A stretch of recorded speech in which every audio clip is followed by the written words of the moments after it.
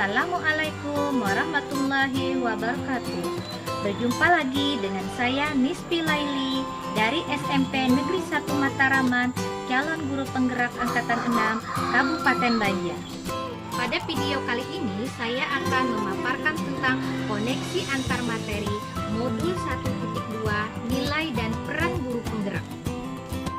Setelah mempelajari modul 1.2 tentang nilai dan peran guru penggerak dan kaitannya dengan modul 1.1 filosofi Ki Hajar Dewantara, maka akan saya paparkan dengan menggunakan model 4R, yaitu fact, peristiwa, feeling, perasaan, finding, pembelajaran, future, penerapan.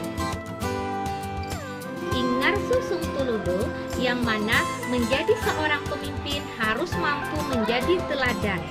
Yang kedua, Ingmadia Mangunkarsa. Meskipun di tengah kesibukan juga harus mampu membangkitkan atau menggugah semangat, mendorong dan memberikan ide atau gagasan. Yang ketiga, Tuturi Handayani. Seorang harus bisa memberikan dorongan moral dan semangat kerja dari belakang. Menurut Ki Hajar Dewantara, pengajaran dan pendidikan tidak dapat dipisahkan. Pengajaran adalah bagian dari pendidikan. Pengajaran adalah suatu proses pendidikan dalam memberi ilmu, kecakapan hidup anak secara lahir dan batin.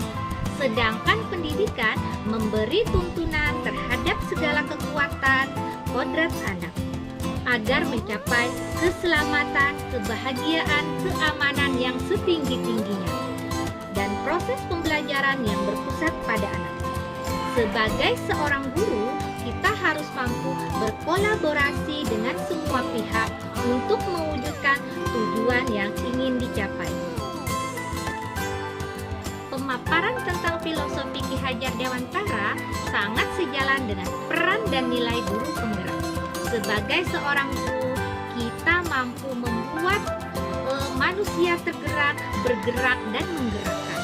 Hal ini bisa kita capai apabila kita bisa menjadi pemimpin dalam pembelajaran, menjadi coach bagi guru yang lain, mendorong kolaborasi, mewujudkan kepemimpinan pada murid, dan inovatif, sehingga dapat menciptakan pembelajaran yang menyenangkan yang berpusat pada anak. Poin yang berkaitan antara modul 1.1 dan 1.2 sebagai berikut. Yang pertama, merdeka belajar. Seorang guru harus mampu mengembangkan nilai-nilai guru penggerak untuk menciptakan merdeka belajar pada murid. Yang kedua, profil pelajar Pancasila. Guru harus mampu menjadi suri tauladan bagi lingkungan sekitar dan bagi siswa. Yang ketiga, kodrat zaman dan kodrat alam. Sebagai seorang guru, kita harus mampu membangkitkan atau mengembangkan potensi-potensi yang ada pada murid. Yang keempat, agen atau transformasi perubahan. Seorang guru harus bisa mengembangkan potensi dan mampu menggerakkan diri sendiri ataupun orang lain. Yang kedua, feeling atau perasaan. Saat momen ini terjadi, saya merasa banyak sekali ilmu dan manfaat yang saya peroleh. Tidak hanya untuk diri saya, tetapi juga untuk orang lain. Ketika saya belajar tentang teori otak twin yang mampu mengkonversikan energi yang digunakan otak dan dapat berfungsi mengotomatisasi kerja organ dalam tubuh, yang dapat menimbulkan dan mengembangkan keterampilan dan kebiasaan. Bagian otak yang dapat mengendalikan emosi, berpikir, yang menimbulkan kesadaran diri, pengelolaan diri, kesadaran sosial, dan keterampilan dalam relasi. Hal yang saya rasakan sehingga menjadi suatu kebiasaan berpikir yang sistem, mengunggah relasi, dan menimbulkan berpikir aset. Yang ketiga, yaitu finding atau pembelajaran. Sebelum momen itu terjadi, saya berpikir bahwa otak kita adalah otak luhur manusia. Namun, sekarang saya menyadari bahwa bagian-bagian otak itu benar-benar komplit dan canggih sekali. Sistem otak saling berkaitan satu dengan yang lain. Yang mana otak punya kecenderungan untuk mengkonversi energi.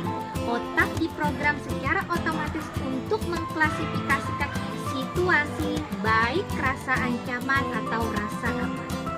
Insting berinteraksi lebih cepat untuk mengklasifikasi situasi ancaman ketimbang menganalisis apakah situasi tersebut benar adanya. Otak juga sebagai kecerdasan emosi yang mengenali bagaimana diri melihat ancaman. Maka dari itu, kenali otak kita dan kembangkan sesuai potensi yang kita miliki. Dengan demikian, kita harus mempelajari penggunaan berpikir lambat, penggunaan otak luhur agar tidak begitu saja memperkenalkan sistem berpikir cepat dapat mengambil alih kendali dalam diri kita. Maka dapat saya simpulkan bahwa kita harus biasa atau bisa mengontrol dan menuntun setiap bagian dari otak yang kita miliki. Yang keempat, future atau penerapan. Pengembangan diri yang sederhana yang dapat saya lakukan sendiri sekarang untuk membantu menguatkan nilai dan peran saya sebagai guru penggerak adalah: yang pertama, menciptakan suasana belajar yang menyenangkan. Yang kedua, melaksanakan pembelajaran yang berpihak pada murid. Yang ketiga, mengembangkan kepemimpinan pada murid. Yang keempat, membuat model-model pembelajaran yang bervariasi sesuai dengan perkembangan zaman. Yang kelima, melakukan kolaborasi dalam pembelajaran, baik dengan rekan guru dan juga masyarakat atau pemangku kepentingan dalam pendidikan. Yang keenam, mengikuti pelatihan-pelatihan. Demikian pemaparan dari saya tentang koneksi antar materi modul 1.2 nilai dan peran guru penggerak. Assalamualaikum warahmatullahi wabarakatuh. Salam guru penggerak.